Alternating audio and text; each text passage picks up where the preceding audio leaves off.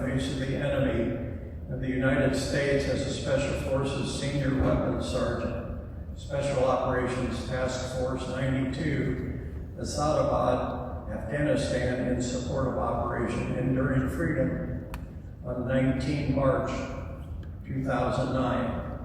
On this day, Sergeant Davidson distinguished himself through unwavering bravery and determination during combat operations in eastern Afghanistan while serving with Special Forces Operation Detachment Alpha 9215.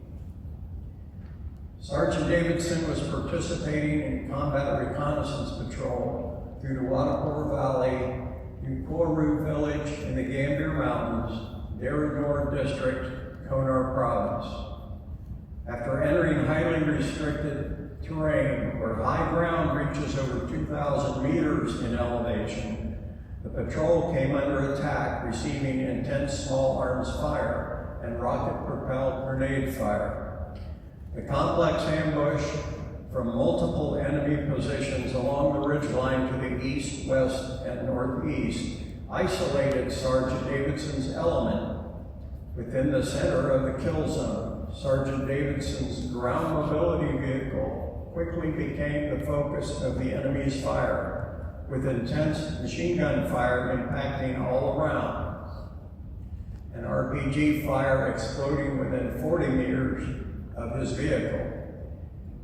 He immediately began to return fire on the enemy positions with a mounted .50 caliber machine gun.